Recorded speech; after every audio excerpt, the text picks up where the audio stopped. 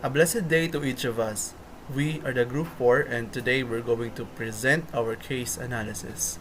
Before we start, I would like to introduce the team members, starting with Miss Monte, Miss Pido, Miss Piscasio, Miss Sangalang, Mr. Ramos, Mr. Padasas, Mr. Orias, Mr. Saludar, and yours truly, Kennedy Red, as a group moderator.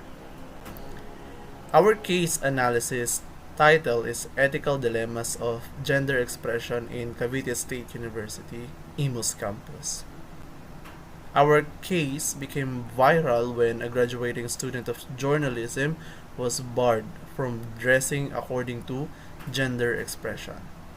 Dylan Tansico Silva's graduation was filled with anxiety as the Cavite-based university refused to let LGBTQ plus students dress according to their gender expression. During their pictorial for graduation, they were allowed to cross-dress, but the day before their graduation, Dylan was informed through chat that his necktie is not allowed. He was given a choice to digitally remove the necktie or to not show this picture at all when she stepped on the stage. His viral post about this has gained sympathy as our society become more accepting to the rights of third sex genders. Miss Mela Habijan, first ever Miss Trans Global, share her sentiments about Dylan's case and many others as face-to-face classes in schools starts to open, calling it another case of discrimination and exclusion. To better understand our case analysis, here's Ms. Piscasio for the presentation of our introduction. For our introduction, when the majority of jokes made at the expense of trans people center on men wearing dresses or men who wants their penis cut off, that is not transphobia, it is transmisogyny. When the majority of violence and sexual assault committed against trans people is directed at trans women, that is not transphobia, it is transmisogyny. Julia Serrano, Weeping Girl, Transsexual Woman on Sexism and Scapegoating Femininity. By the means of transmisogyny, both parties experience unequal treatment even they transfer their physical appearance. Nakakatanggap pa rin sila ng mga masasamang salita o diskriminasyon. We know that in part of LGBTQ+, they still hurt because people are close-minded and not educated in this kind of situation. Gender expression is one of the major issues in the ethical values of our society. Some people are labeled as homophobic because they are prejudiced against the other genders of LGBTQAI+. They did not give equal treatment to those members of that specific social group. In this analysis, we will point out the problem that gender expression are facing in this generation. An example of this is the case of Dylan Tansico Silva in Cavite State University, Imus Campus. In this case, the Magna Carta of Human Republic Act 9710 defines the gender development program aren't shown because CVSU violates the GOD implement. In this bill, the development perspective and process are participatory and empowering, equitable, sustainable, free from violence, respectful of human rights, supportive of self-determination, and actualization of human rights. The CVSU mistreated the rights of the victim. Our group made the analysis that we will give a specific point of view depending upon the society, religious beliefs, and the group. Not just the gender misconception, but rather the ethical dilemmas are given in the said topic. For additional discussion, we want to look out what is gender and development program has to do between Dylan and the Kabsu Imus campus and what exactly gender expression means. God, or Gender and Development, is a program under Magna Carta for Women Republic Act number 9710, wherein in this bill, the development perspective and process are participatory and empowering, equitable, sustainable, free from violence, respectful of human rights, and supportive of self determination and actualization of human potential. In which Kabsu Imus Campus takes pride in implementation for receiving an award for 3 consecutive years as the most outstanding state university in gender and development implementation. This is this is where it become confusing. According to Dylan, this is kinda ironic, he said. And for gender expression, now what is gender expression? As what you see in the slide, it says gender expression is how a person publicly expresses or presents their gender. This can include behavior and outward appearances such as dress, hair, makeup, body language, and voice. A person's chosen name and a pronoun are also common ways of expressing gender. Moving on, to present the problems we identified in this case analysis, here's Mr. Padasas. Identification. In this part of the case analysis, the group are able to identify the problems stated below. Number 1. CBSU Imus Campus hinders Dylan from expressing his gender identity on his graduation day. Number 2. CBSU Imus Campus degraded Dylan's position as a student and part of LGBTQIA+ community. Number 3. CBSU Imus Campus did not show support and proper treatment to the LGBTQIA+ students for religion apparent belief. And now for the presentation of our solution, here's Mr. Ramos, Ms. Pido, and Mr. Padasas. When pressing issues, such as this case analysis, where the voice of majority in our society cries for gender equality, authority intervention should be placed to avoid further concern, especially if it's the basic educational rights.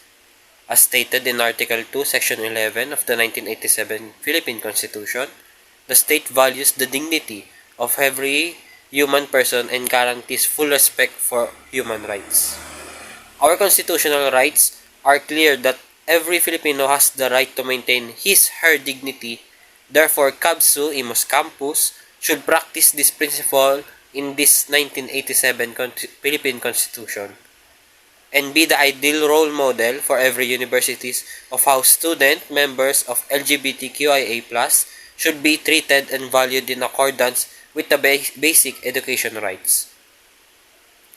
The authority intervention refers to a law that protects the members of LGBTQIA+, particularly students just like in this case. Hence, they do not need to hide themselves anymore or force themselves to believe that they are socially accepted and make them feel free to express and present themselves. The ultimate solution to end this kind of exclusion and discrimination is the enactment of Sexual Orientation and Gender Expression or SOGI Equality Bill. For our solution number 2, as a society, we have developed a breeding ground for disrespect towards women and gender diverse people. Also, the right to independence and equal status. Promote and normalize gender equality in public and private life and support all gender identity in decision making and assess all policy impacts to ensure that it is truly inclusive. By using gender-neutral language and respecting people's pronouns goes a long way in making students feel belongingness and allowing them to feel present in their learning experience. Therefore, it is crucial to learn about gender-inclusive language, practices, and general language into classroom settings. By letting students wear what they want allows them to become the best versions of themselves. School policies and regulations should be inclusive and flexible. regarding to what they wear, as long as it is a school-friendly attire. A proper uniform, hair, names, and their pronouns that they want to be addressed with will make students feel welcomed and respected in their environment. Number 3. Religious organizations must acknowledge the political rights of LGBTQIA+ community. As part of religious advocacy, it shows that the case stated they will come up with the solution that gender expression will be prohibited.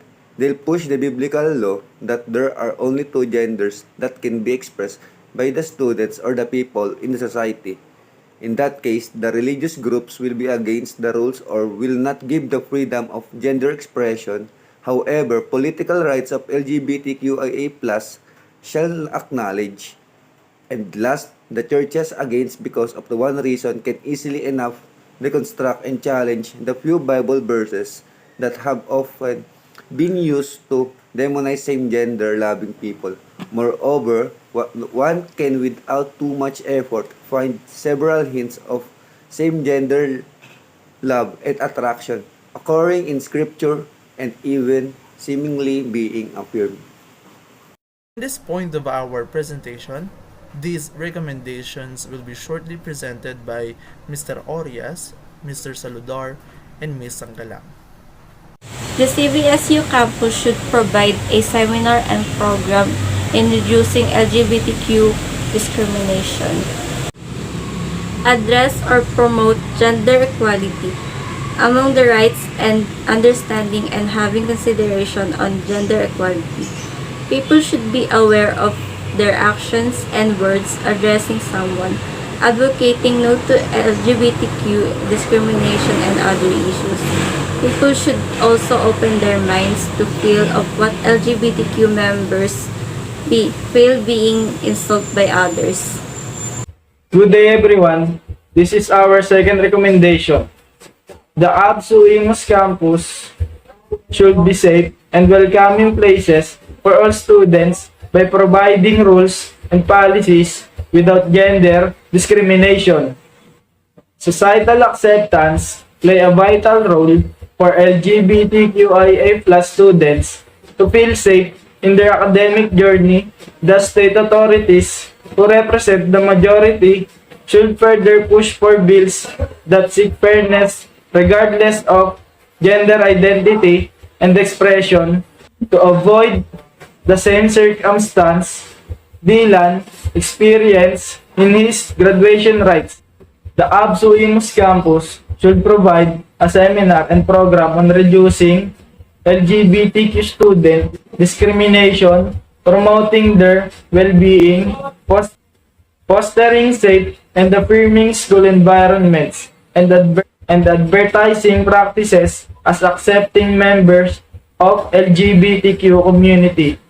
School should be a safe and welcoming place for all students, and by providing rules and policies without gender discrimination, where students feel accepted by society, allow students to wear clothes that will make them feel comfortable.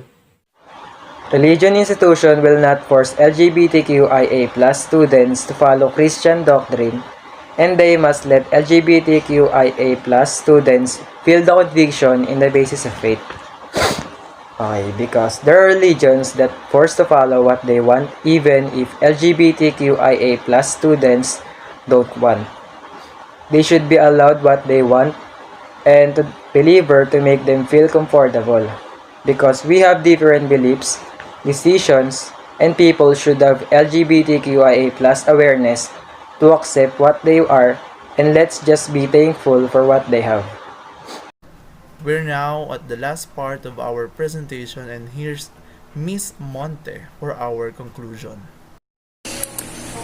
For our conclusion, the group analyzed therefore conclude that one's gender identity and expression cannot be easily defined by only one point of view, be it social, religious perspective.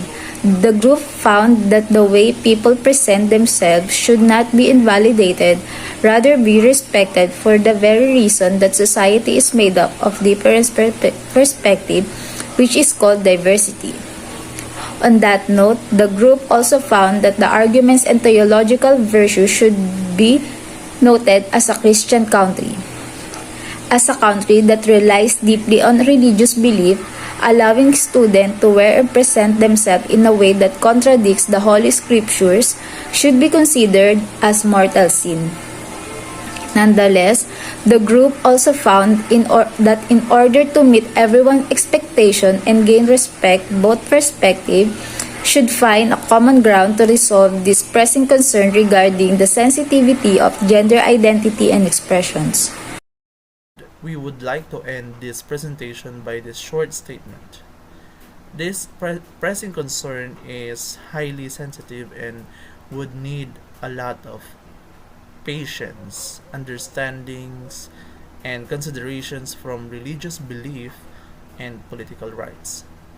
But as of this time being, we might want to find a place or a common ground that discrimination to anyone, regardless of their gender identity and expression, could not prosper.